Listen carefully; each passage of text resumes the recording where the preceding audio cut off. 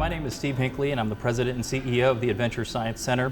We have a wonderful guest to talk with today, Dr. Alex Jahangir, who's here to talk with us a little bit about his work with the Coronavirus Response Task Force for Davidson County, and then also his engagement with the Adventure Science Center.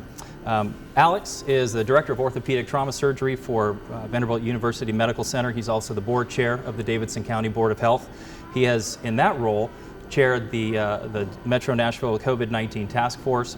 And then in his spare time, Alex previously served as the board chair for the Adventure Science Center and remains on our board and is just a great friend. So I want to welcome you, Alex, here today, and thanks so much for coming and spending time with us. Well, thanks. This is one of the most fun things I've got to do in a while, so thank you so much. Good. This should be fun and very, very low pressure, especially given everything else that I'm sure you've been under lately. So we'll get to the Coronavirus Response Task Force and some of that work in just a moment, but I wanted to first start off.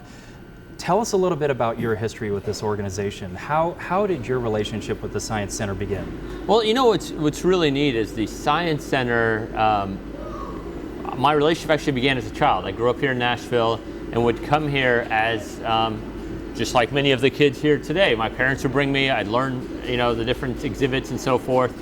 And then when I was 13 years old, I had an opportunity to serve as a volunteer. At that time, it was a youth volunteer program that I was a member of. Through that youth volunteer program, I mean, God, I learned so many things from speaking to the public, to learn about science, to learn how to teach and educate.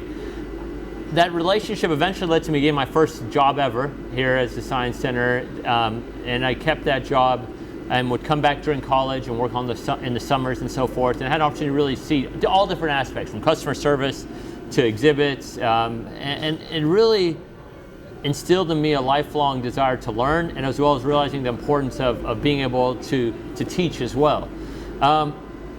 So that was really neat. When I went off to college, I became a biology major. I then subsequently went to med school and all that.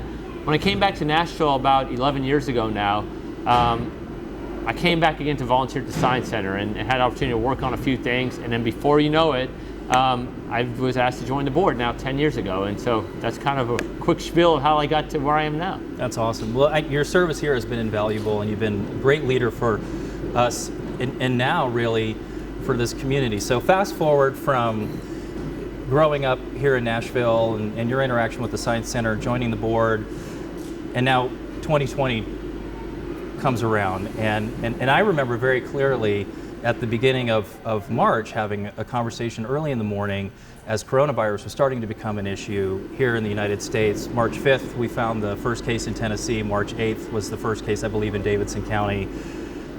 And that early morning phone call with you, we realized we were going to have to shut the Science Center down, at least temporarily, and who knew how long that was going to go for.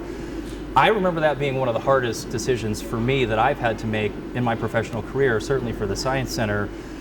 But in your role with the task force, you've had to make countless difficult decisions. So I want to talk a little bit about that. Help me and help us understand, like, what does that process look like? What are some of the most difficult challenges and decisions you've had to make?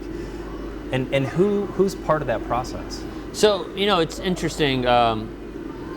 That decision around the Science Center is still one I think about as one of the hardest ones I had to make, right? And it's kind of like the gateway, if you will, to some really tough decisions. And as somebody who I know when I took over as board chair, the conversations we had about what we're going to do in 2020, and then to reach a point where we did.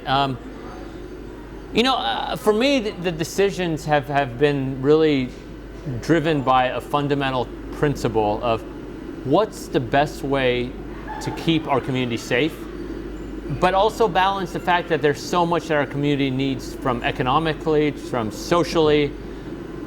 And it's hard. I mean, I remember so you're right, the dates are exactly right. On the 7th, evening of the 7th was the first case in Nashville. Okay. The 8th is when we announced it. And then quickly we realized that we had to do something, or else this is gonna explode in our community. And so that Sunday after that, so it was at the 15th, we declared a public health emergency or safer at home order. And the idea of doing something like that, something that nobody's really ever fathomed in our lifetime, and then to see the implications of that, for me, I remember driving up 12th South, and it was a weekend day. I was going to a press conference, and it was just dead. And that really struck home. Or some of the experiences we have at the Science Center, you know, and around staff, around not opening the doors, that has really been hard. Yeah. But at the end of the day, if the guiding principle is how do we keep everyone safe so we can get through this quickly, that's allowed it to be easy and allowing it to be transparent, and then the science and the data really guide the way, and I think if you do that, it's made it easy. But science is kind of cool. The cool common thread here is science, because in the scientific method you learn, you have to make something reproducible. You have to show your work. You have to show your data. That's no different than really hard decision making. You want to be able to show the data and have somebody who looks back at this decision in real time, 20 years from now, but try to put themselves in with the data we had at the time, make the similar decision. And that's true with the scientific method, and that's been kind of really neat for me. That's also another process of how we've gone through this. Yeah, science definitely has, I think, been pushed heavily to the forefront in a lot of these conversations, and we as a Science Center certainly think long and hard about the implications going forward in terms of the public's relationship with science, because obviously there's been a lot of dispute, for better or for worse, about the information that people are seeing and hearing around coronavirus, and then ultimately that dictates their response and the community's response.